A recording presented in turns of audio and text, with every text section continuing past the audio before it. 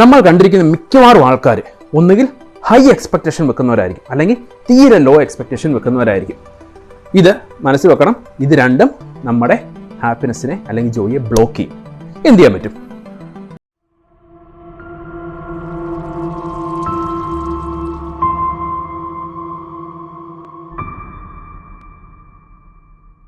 നമസ്കാരം, ഞാൻ Vishnu Narayan. Wish four എക്സിൻ്റെ മറ്റൊരു വീഡിയോയിലേക്ക് നിങ്ങൾക്ക് എല്ലാവർക്കും സ്വാഗതം.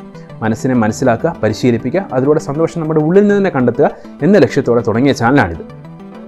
ഒരു പെൻഡുലം കൺസിഡർ ചെയ്യുക. ഇതിൻ്റെ ലെഫ്റ്റ് ടോപ്പ് മോസ്റ്റ്, എൻ്റെ ലെഫ്റ്റാണ് ടോപ്പ് മോസ്റ്റ്, ഹൈ എക്സ്പെക്റ്റേഷൻ ആണെന്ന് കൂട്ടുക. ഇനി തിരിച്ചു വന്ന് റൈറ്റ് ടോപ്പ് മോസ്റ്റ്, ഇതും പറയുന്നത് ലോ എക്സ്പെക്റ്റേഷൻ ആണ് എന്ന് കൂട്ടുക. അപ്പോൾ ഒബ്വിയസ്ലി മിഡിലിൽ വരുമ്പോൾ അത് നോ എക്സ്പെക്റ്റേഷൻ ആണ്. High expectation, no expectation, low expectation. ഇത്രയും കാര്യം ഒന്ന് മനസ്സിൽ വെക്കുക. ഒരു എക്സ്പീരിയൻസ് ഞാൻ ഷെയർ ചെയ്യാം. എൻ്റെ ഇളയ മകൻ ആദിനാരായൺ അഥവാ കുഞ്ഞൂട്ടൻ എന്നാണ് വിളിക്കുന്നത്. കക്ഷി സ്കൂളിങ് തുടങ്ങിയത് കോവിഡിൻ്റെ സമയത്താണ്. എല്ലാ കാര്യം ഓൺലൈനായിരുന്നു. ക്ലാസ് എല്ലാം ഇനിഷ്യലി കക്ഷിക്ക് ഒരു വീഡിയോ കോൾ പോലെയായിരുന്നു. ഒരു സ്കൂൾ എൻവയോൺമെൻറ്റ് ഇതുവരെ ഒരു എക്സ്പീരിയൻസ് ചെയ്തിട്ട് പോലുമില്ല. പക്ഷേ LKG ആനുവൽ എക്സാമിനേഷൻ ആയപ്പോൾ കക്ഷിക്ക് സ്കൂളിൽ പോകേണ്ട ആവശ്യം, സ്കൂളിൽ പോയി അത് ചെയ്യാൻ പറ്റുള്ളൂ. കക്ഷിയുടെ എക്സ്പെക്റ്റേഷൻ പോകാമെന്ന് പറയുന്നത് എങ്ങനെയാണെന്ന് വെച്ച് കഴിഞ്ഞാൽ, ഫസ്റ്റ് ക്വസ്റ്റ്യൻ എന്നോട് ചോദിച്ച്, അച്ഛാ നമ്മൾ ടാബാണോ മൊബൈലാണോ സ്കൂളിൽ കൊണ്ടുപോകേണ്ടത്? സ്കൂളിൽ TV ഉണ്ടോ? സ്കൂളെന്ന് പറയുന്നത് ലുലുമാൾ പോലെയാണോ? ചേട്ടനും ഞാനും ഒരു സോഫയിൽ തന്നെയാണോ ഇരിക്കുന്നത്? അച്ഛനും അമ്മയും എൻ്റെ കൂടെ ക്ലാസ്സിൽ കാണൂ, ആ റൂമിൽ തന്നെ കാണൂ? അങ്ങനെ ഒരുപാട് ക്വസ്റ്റ്യൻസ് ആയിരുന്നു. നിങ്ങൾക്ക് ഇമാജിൻ ചെയ്യാൻ പറ്റും റിയാലിറ്റി വന്നപ്പോൾ എന്താണ് സംഭവിച്ചതെന്നുള്ളത്. കക്ഷിക്ക് എത്ര എക്സാം ഉണ്ടോ അത്രയും ലീവാണ് എനിക്ക് പോയത്. ഇതൊരു മെറ്റഫോറായിട്ട് കൂട്ടുക. ഈ എക്സ്പെക്റ്റേഷനാണ് അവസാന റിസൾട്ട് വന്നപ്പോൾ കക്ഷിയുടെ അൺഹാപ്പിനെസ് ആയിട്ട് മാറിയത്. ഹൈ എക്സ്പെക്റ്റേഷൻ ആയിരുന്നു, അത് മീറ്റ് ചെയ്തില്ല. കക്ഷി ഡിസപ്പോയിൻറ്റഡ് ആയി.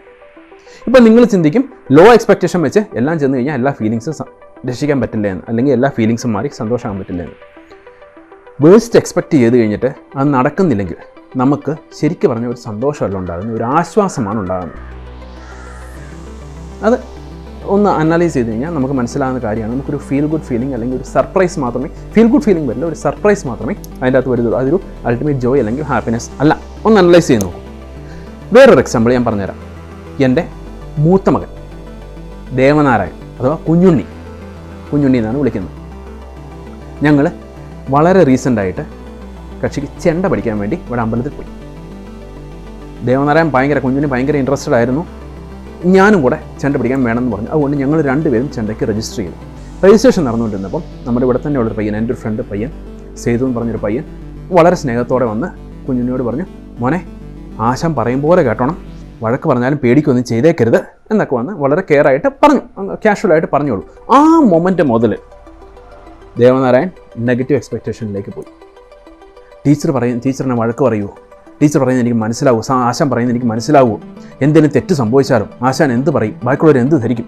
പക്ഷേ ക്ലാസ് സ്റ്റാർട്ട് ചെയ്ത് കഴിഞ്ഞപ്പം കക്ഷിക്ക് മനസ്സിലായി, മനസ്സിൽ കുക്ക് ചെയ്തതൊന്നും അല്ല, എക്സ്പെക്റ്റേഷൻ പോലെ അല്ല സംഭവിച്ചത്, എല്ലാം വളരെ സ്മൂത്തായിരുന്നു. ഈ എക്സ്പെക്റ്റേഷൻ കക്ഷിക്ക് അത്രയും നേരം അൺഹാപ്പിനെസ് ആണ് ഉണ്ടാക്കിയത്. റിയാലിറ്റിയിൽ വന്നു കഴിഞ്ഞപ്പോഴത്തേക്കും ഒരു റിലീഫാണ് വന്നത്, സന്തോഷമല്ല എനിക്ക് അവിടെ കാണാൻ സാധിച്ചത്. ഒന്ന് ജനറലൈസ് ചെയ്ത് പറയുകയാണെങ്കിൽ, ഹ്യൂമൻസിന് ഒരു ടെൻഡൻസി ഉണ്ട്, ഒന്നുകിൽ എക്സ്ട്രീം പോവുക, എക്സ്ട്രീമായിട്ട് പോവുക. High expectation, extreme low expectation. Extreme low നടന്നില്ലെങ്കിൽ ഉടനെ എക്സ്ട്രീം ഹൈയിലേക്ക് പോകാനുള്ളൊരു ടെൻഡൻസിയാണ് വരുന്നത്. അതുപോലെ എക്സ്ട്രീം ഹൈ നടന്നില്ലെങ്കിൽ ഉടനെ എക്സ്ട്രീം ലോയിൽ എക്സ്പെക്റ്റ് ചെയ്യാനാണ് ഹ്യൂമൻസിൻ്റെ ടെൻഡൻസി. നമുക്ക് എന്തുകൊണ്ടാണ് എക്സ്പെക്റ്റേഷൻ വിട്ടു കളയാൻ പറ്റുന്നില്ല? നമുക്ക് എക്സ്പെക്റ്റേഷൻ ഇല്ലാത്തൊരു റിലേഷനിലേക്ക് എങ്ങനെ വരാൻ പറ്റും? ജെനുവിനായിട്ട് വരുന്നിടത്ത് വെച്ച് കാണാം. ജെനുവിനായിട്ട് അങ്ങനെ പറയുന്ന ആറ്റിറ്റ്യൂഡുള്ള ആൾക്കാരെ നിങ്ങളൊന്ന് ശ്രദ്ധിച്ചു കഴിഞ്ഞാൽ അവർ കൂടുതൽ സന്തോഷമായിരിക്കും, കൂടുതൽ ചില്ലായിരിക്കും എന്ന് മനസ്സിലാവും. Positive affirmation, optimism, reality checks, ഇതെല്ലാം നല്ലതാണ്. പക്ഷേ ഇത് യൂസ് ചെയ്യേണ്ടത് എവിടെയാണ്? നോ എക്സ്പെക്റ്റേഷൻ വരാൻ വേണ്ടിയിട്ടുള്ളൊരു സ്റ്റേജിലേക്ക് എത്തുന്നവരെ വേണം അത് യൂസ് ചെയ്യാൻ. അവിടെയാണ് ലോങ് ടൈം സന്തോഷം നിൽക്കുന്നത്. ലെറ്റിങ് ഇറ്റ് ഗോ എന്ന ഫ്രേസസ് എടുത്തു കഴിഞ്ഞാൽ അത് ലൈഫിനെ ലെറ്റിങ് ഇറ്റ് ഗോ എന്നുള്ള പാസീവ് ആറ്റിറ്റ്യൂഡായിട്ട് എടുക്കാനുള്ളതല്ല. റിയാലിറ്റി അക്സെപ്റ്റ് ചെയ്ത് നമ്മൾ അൺറിയലിസ്റ്റിക് എക്സ്പെക്റ്റേഷൻസ് മാറ്റാൻ വേണ്ടി വേണം ആ ഫ്രേസിനെ നമ്മൾ യൂട്ടിലൈസ് ചെയ്യാൻ. ഈ നോ എക്സ്പെക്റ്റേഷൻ എന്ന് പറയുന്നത് പ്രാക്ടിക്കലാണോ? നമുക്കറിയാം, നമുക്കുള്ള ആഗ്രഹങ്ങളെല്ലാം എന്ന് പറയുന്നത് നമ്മളെ സന്തോഷിപ്പിക്കാൻ വേണ്ടിയിട്ടാണ്, അല്ലെങ്കിൽ നമുക്ക് സന്തോഷം കണ്ടെത്താൻ വേണ്ടിയിട്ടാണ് നമ്മുടെ ആഗ്രഹങ്ങളെല്ലാം ഉള്ളത് തന്നെ. As simple as that. Happiness എന്ന് പറയുന്നത് നമ്മൾ നോക്കുന്നതിൻ്റെ ഒരു എൻഡ് റിസൾട്ടാണ്, ഈ ആഗ്രഹങ്ങൾ നോക്കുന്നതിൻ്റെ ഒരു എൻഡ് റിസൾട്ടാണ് നമ്മൾ സന്തോഷം എന്ന് പറയുന്നത്. ഡിസയർ എന്ന് പറയുന്നത് ഒരിക്കലും ബാഡല്ല. നമുക്ക് ഡിസയറിങ് വേണം, അല്ലെങ്കിൽ നമ്മൾ ആഗ്രഹിക്കണം ജഡ്ജ്മെൻ്റ് ഇല്ലാതെ. എന്ന് വെച്ചാൽ നമ്മൾ നോക്കുകയാണ്, നമുക്കൊരു കാര്യം നമ്മൾ വേണമെന്ന് വിചാരിച്ചു, അത് എനിക്ക് എപ്പോൾ കിട്ടും, എത്ര നേരം എടുക്കും, അത് കിട്ടിക്കഴിഞ്ഞാൽ എത്ര നേരം അതെൻ്റെ കൂടെ കാണും എന്നുള്ള ജഡ്ജ്മെൻറ്റ്സ് ഉണ്ടായിക്കഴിഞ്ഞ് കഴിഞ്ഞാൽ നമുക്ക് ആ ഡിസയറിൻ്റെ വാല്യൂ ഇല്ലാതെ പോകും. ആഗ്രഹം എന്ന് പറഞ്ഞു കഴിഞ്ഞ് കഴിഞ്ഞാൽ, അല്ല സ്വപ്നങ്ങൾ എന്ന് പറഞ്ഞു കഴിഞ്ഞാൽ, അതെന്ന് പറയുന്നത് നമുക്ക് കിട്ടിയില്ലെങ്കിൽ എങ്ങനെയാകും എന്നുള്ളൊരവസ്ഥയല്ലാതെ ആ കിട്ടുമ്പോൾ ഉണ്ടാകുന്ന ഒരു എക്സൈറ്റ്മെൻറ്റിനെ കുറിച്ചുള്ള ഡ്രീമിംഗ് ആയി നമ്മൾ കൺസിഡർ ചെയ്യാം. ഒരുപാട് ഫിലോസഫിയാണ്, അത് മനസ്സിലായില്ല, കുഴപ്പമില്ല, അത് വിട്ടേക്കും, വേണമെങ്കിൽ വീണ്ടും ഒന്നുകൂടെ കണ്ട് നോക്കിയാൽ മതി. ഇനി പറഞ്ഞ കാതൽ എന്ന് പറയുന്നത് ഹൗ പാർട്ട് നമ്മൾ വേണ്ടെന്ന് വെക്കണം. ഡിസയർ വരുമ്പോൾ ഒരു ഹൗ പാർട്ട് വരുന്നുണ്ട്, അത് നമ്മൾ വേണ്ടെന്ന് വെക്കുക. എന്ന് വെച്ചാൽ ഡിസയറിനെ ഒരിക്കലും ബ്ലോക്ക് ചെയ്യണം എന്നല്ല, നമുക്ക് ഡിസയർ വേണം. Okay, reticular activating system RAS എന്നൊരു ഭാഗം നമ്മുടെ ബ്രെയിനിലുണ്ട്. അതെന്ന് പറയുന്നത് നമ്മുടെ ഫോക്കസിങ് മെക്കാനിസമാണ്. സയൻസ് ആണ് പറയുന്നത്, അത് നമ്മുടെ ഫോക്കസിങ് മെക്കാനിസമാണ്. നമ്മൾ ഒരു കാര്യം ആഗ്രഹിച്ചു കഴിഞ്ഞാൽ RAS എന്താ ചെയ്യുന്നത് വെച്ച് കഴിഞ്ഞാൽ അത് പിന്നെ അതിനെക്കുറിച്ചായിരിക്കും ഫോക്കസ് ചെയ്യുന്നത്. പല പല പ്രൂഫുകളും RAS കണ്ടുകൊണ്ടിരും. ബാക്കിയുള്ളവർക്ക് അതില്ല, നിനക്കതപ്പോൾ എങ്ങനെ കിട്ടും, വേറെ ആർക്കൊക്കെയാണ് ഉള്ളത്, നിനക്കത് കിട്ടാൻ പറ്റുമെന്ന് തോന്നുന്നില്ല എന്നുള്ള പല പല പ്രൂഫുകളും നമുക്ക് കൊണ്ടുത്തരും. അതുകൊണ്ട് നമ്മുടെ ഡിസയർസിനെ മനസ്സിലാക്കുക എന്നുള്ളതാണ് ആദ്യം ചെയ്യേണ്ടത്. നമ്മുടെ ഹ്യൂമൻ നേച്ചറായിട്ട് പല സാധനങ്ങളും നമ്മൾ കാണും. സൈക്കോളജിയിൽ സിമിലർ ആയിട്ടൊരു സാധനമുണ്ട്, സെൽഫ് ഫുൾഫില്ലിംഗ് പ്രൊഫസി എന്ന് പറയും. എന്ന് പറഞ്ഞു കഴിഞ്ഞാൽ നമ്മളിപ്പോൾ സ്റ്റേജിൽ കയറി കഴിയുമ്പോൾ ഞാൻ പേടിച്ച് വിറച്ചെങ്കിലോ എന്ന് നമ്മൾ ചിന്തിച്ചുകൊണ്ട് കയറി കഴിഞ്ഞ് കഴിഞ്ഞാൽ നമ്മൾ സ്റ്റേജ് ഫ്രൈറ്റ് ഉണ്ടാകാനുള്ള ചാൻസസ്, നെർവസ്നെസ് ഉണ്ടാകാനുള്ള ചാൻസസ് വളരെ കൂടുതലാണ്. അവസാനം അത് തന്നെ സംഭവിക്കുകയും ചെയ്യും. അപ്പോൾ അതുകൊണ്ട് നമ്മൾ എക്സ്പെക്റ്റ് ചെയ്തിരിക്കുന്നത് എക്സ്പീരിയൻസ് ചെയ്തതിനും ഒരു ചെറിയൊരു ലിങ്ക് ഉണ്ട്. അതുകൊണ്ട് ഒരു ടേക്ക് അവേ ആയിട്ട് ഇത്രയും കൂട്ടുക. നമ്മൾ ഈ പറഞ്ഞ പെൻഡുലം തീവ്രമായ ഹൈയിലും തീവ്രമായ ലോയിലുമല്ലാതെ നോയിലും പോകാതെ ഇതിൻ്റെ ഇടയ്ക്ക് നിർത്തുക. ഇതിൻ്റെ ഇടയ്ക്ക് കൊണ്ട് നിർത്തുക എന്ന് വെച്ച് കഴിഞ്ഞാൽ ഒരു ഹെൽത്തി ലെവൽ ഓഫ് ഓപ്റ്റിമിസം നമുക്ക് എത്തിക്കുന്ന രീതിയിൽ നമ്മളിപ്പോൾ പെൻഡുലം ഇവിടെയും പോകണ്ട, ഇവിടെയും പോകണ്ട, ഇവിടെ നിർത്തുക.